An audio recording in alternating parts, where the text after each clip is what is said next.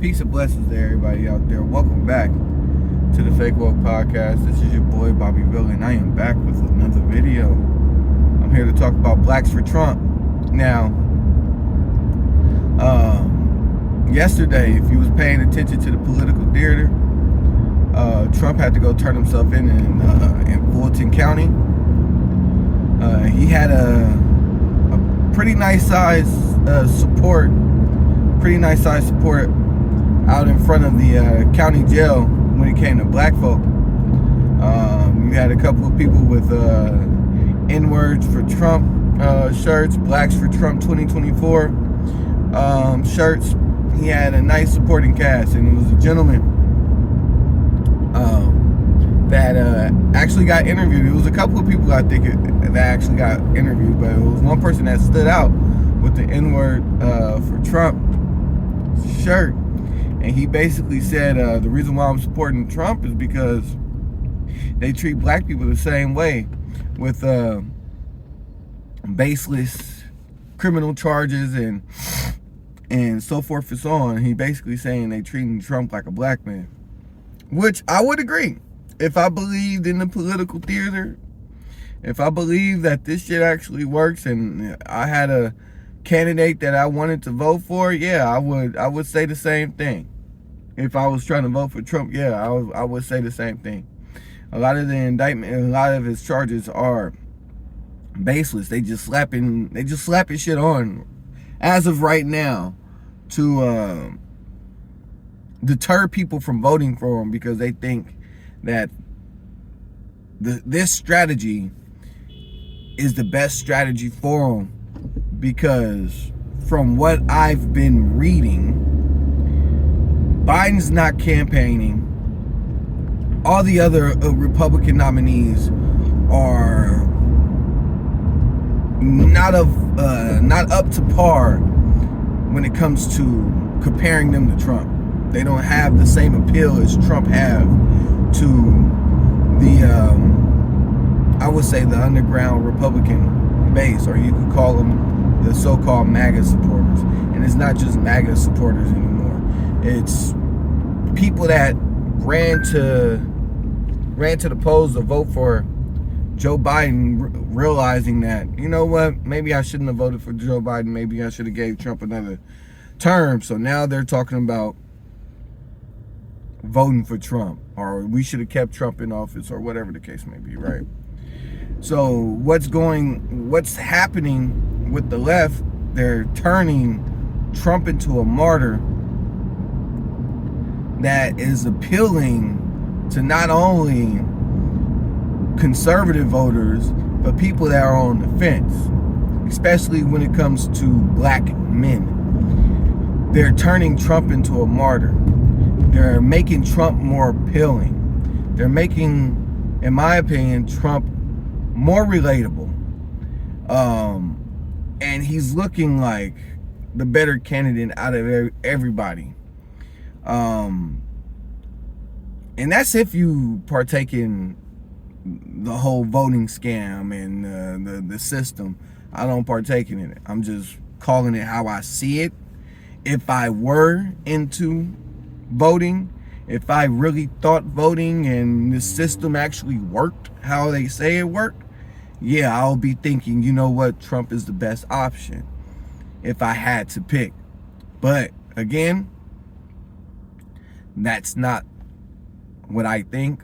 I actually think this shit is just political theater, like I said. But there's a lot of people that are on the fence, especially when it comes to black men, because as of right now, the Democratic Party realized that their voting turnout for 2024, when it comes to black men in particular, will more than likely be lower than it has been since 2016. So they're anticipating a low turnout when it comes to black men. And if the Republican Party was actually smart, they would try to swoop in and corral that voting base that are highly upset with the left right now, with the Democratic candidates, with Joe Biden and his dealings and how he's been handling the office so far. If you let somebody that's just there to jerk off the Democratic Party tell you, they'll sit there and tell you that Biden is having a historical presidency, which is not the case. It's not the case. All you got to do, if you're middle class or lower, just look at your bank accounts, look at your retirement, look at your investments, and you can clearly tell that with the prior administration, when it comes to money, we're not in the best situation right now. Now, I'm not sitting there saying that when it came to the Trump administration, that the Trump administration was better. I'm just saying that up under the Trump administration, my pockets was looking pretty nice. I'm just gonna say that, okay? So it's there. How can I say? As of right now, the black voting base, black men in particular, should be treated as a swing voting base, just how the Democratic Party treat suburban white women. Okay, we're a swing voting base, and if the Republicans were smart, if the Republican Party was smart, they will target that base, regardless if it's 30%, regardless if it's only 25%. If they target that base, they could potentially beat out Joe Biden and the Democratic Party, if I believed in this, right? Black women are not gonna budge. Black women will vote for Joe Biden, regardless of what anybody say. That's the Democratic Party's strongest voting base. It was like 90%. Black women came out to show support, and what the Democratic Party, or from what I would say the black representation of the Democratic Party is trying to convey to the rest of the Democratic Party, is that you have to show loyalty, and you have to show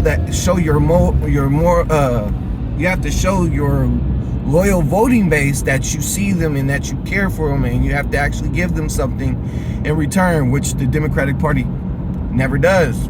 They only speak about the loyalty that the black community show to them, because it's an unwavering support. When you look at the turnout every year for the Democratic Party, when it comes to the black vote, it's always in the 80s to the 90th percentile when it comes to voter turnout. And as of right now, according to the Washington Post article, black men are highly upset with the Democratic Party and how they choose to approach them. Can you get out the way, please? Thank you. If we're being honest, they actually don't approach black men at all. They actually don't talk to black men at all. It's only the alphabet mob, the LGBTQ, or it's just black women. They choose to neglect black men. And that's why black men are disgruntled as of right now. Black men are disgruntled. Black men do not like the Democratic Party as of right now, due to the lack of proper representation, due to the lack of proper approach, due to the fact that they even blamed us for the 2016 election because we chose not to vote for Hillary. And you see why. So, with that being said, this is exactly what I've been talking about. We have to force these parties to actually give us something that is tangible. We have to force them to answer, not only answer, but to actually give us what we're asking for. They can't just blatantly ignore us anymore. They have to entertain us. They have to truly take us seriously, because if they don't, it's going to be a repeat of the 2016 election, and they don't want that. They want their agenda to go over as smooth as possible. And to be honest, regardless if it's Trump or Biden in office, it's still going to go how the establishment wanted to go. But when it comes to the Hispanic voting bloc, when it comes to the Asian voting bloc, they don't have that voting bloc lock and key. They don't have that voting bloc solidified to the point to where, oh, they gonna come over here and they gonna vote for us. Because truth be told, when it comes to them, those voting blocs economically, they tend to vote when they're in higher tax brackets. They tend to vote for the person that's gonna save them money. See, the problem with the Democratic Party is they sit there and they tell you that they're the party of the poor. And that's exactly what they are. They're the party of the poor. They want you to keep voting for them so they could keep you in the bottom half of the economic standing. They want to keep you poor, because then you will continue to vote for them. That's exactly what they want. That's why they appeal to the black voting base so much, because we tend to be at the bottom of the economic totem pole more so than other voting bases. Or that's how they see us, I should say that. That's exactly how they see us. They see us at the bottom of the economic totem pole. So that's why they target us every election year. They sit there and like, yeah, we're here to help or whatever. We're here to give you free health care or whatever whatever the case is.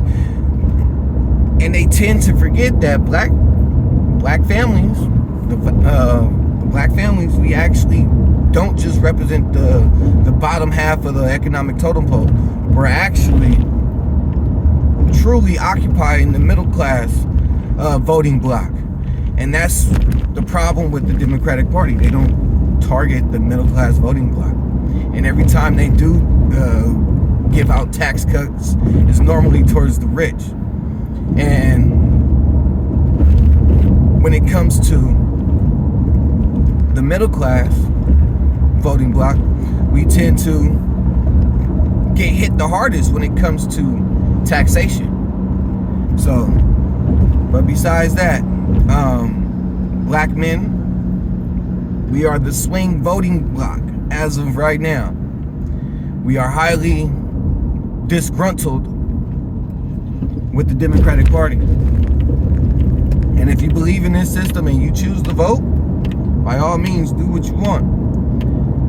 But I don't believe in the system. All of this shit is just political theater. Trump is not about to be indicted. Biden is not going to face criminal charges, and if he does, he's going to get off just like Hillary did. So it doesn't even really matter to me. But they want us to act like we care. But make sure you like, subscribe, and share my content. I truly appreciate it. I am finally on Spotify. So make sure you look out for me on Spotify. Listen to me on Spotify if you don't want to watch the videos. Thank you.